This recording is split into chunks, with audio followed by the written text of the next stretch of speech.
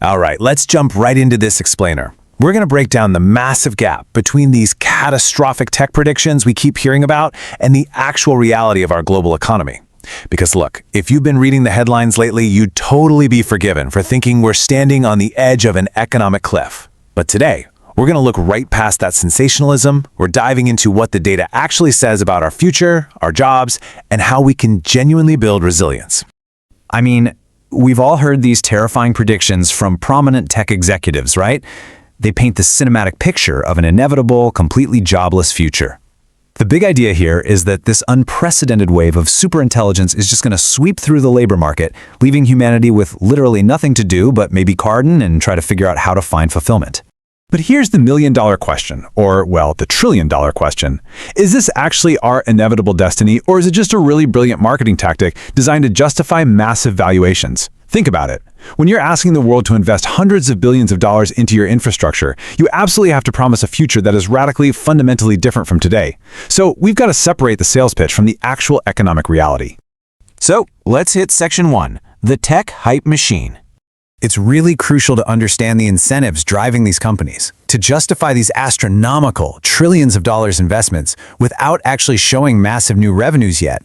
Tech giants are basically forced to sell this narrative of impending sweeping labor efficiencies because right now we just aren't seeing world-changing consumer products generating trillions in pure net new revenue. So if they can't promise explosive revenue growth, they have to promise massive cost savings. And what's the ultimate cost-saving move for any major corporation? Slashing their workforce by replacing human labor with software. But honestly, the numbers tell a completely different story. Despite years of this apocalypse talk, the domestic unemployment rate is sitting comfortably right around 4.5%. If there was really some giant exogenous meteor heading straight for the employment market, the numbers just aren't showing it yet. Actually, youth unemployment is hovering slightly below historical averages, and new business creation is absolutely soaring. If you strip away all the marketing hype and just look at the raw data, you literally wouldn't even know there was a supposed job apocalypse happening at all.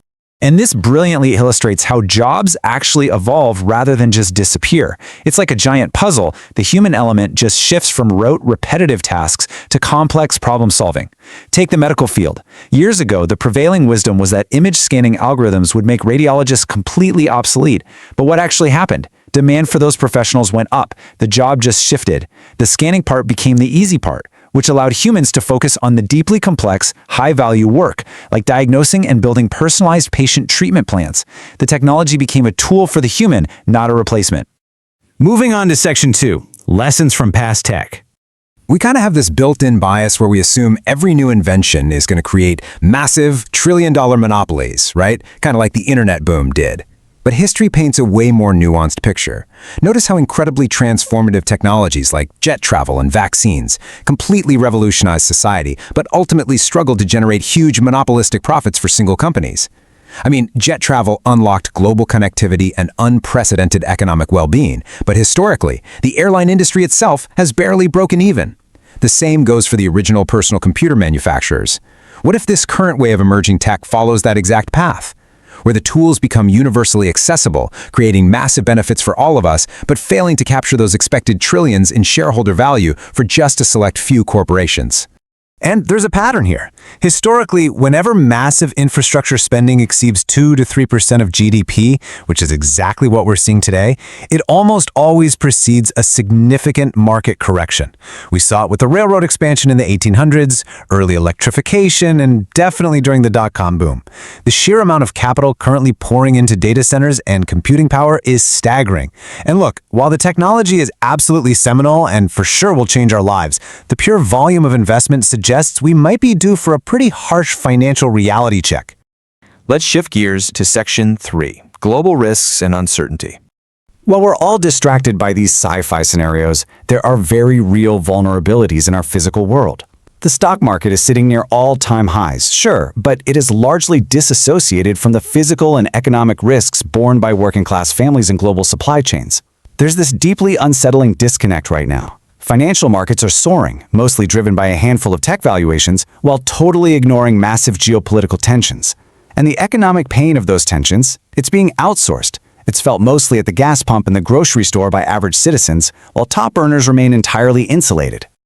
The real threats to our economy aren't science fiction robots, not at all. It's physical supply chain choke points, like the Strait of Hormuz.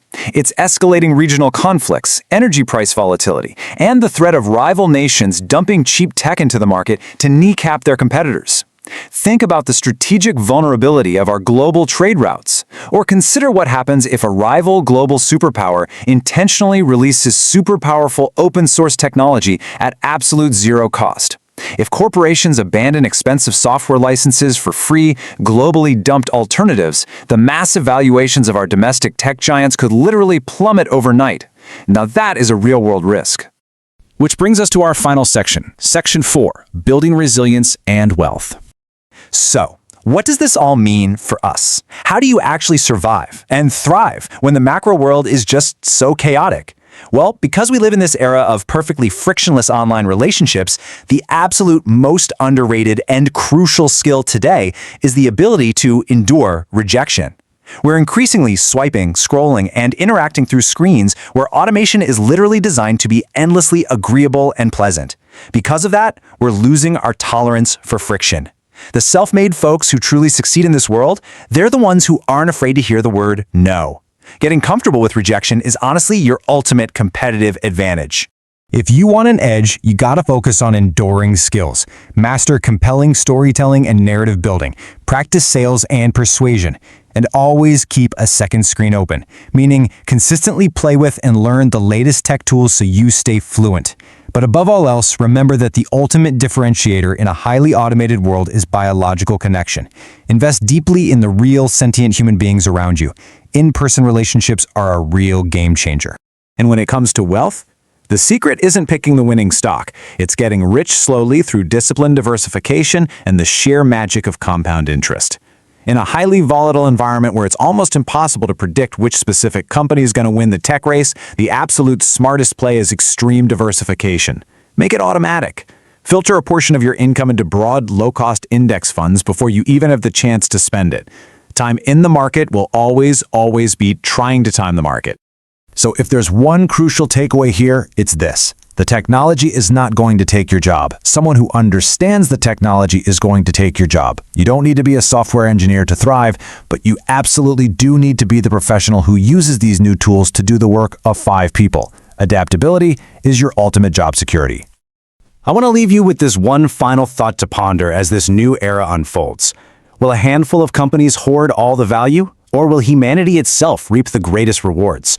If these breakthrough technologies become ubiquitous and cheap, it just might be the greatest win for society as a whole, even if it ends up disappointing the financial markets. Thank you so much for joining us on this explainer. Keep learning, keep adapting, and we'll catch you next time.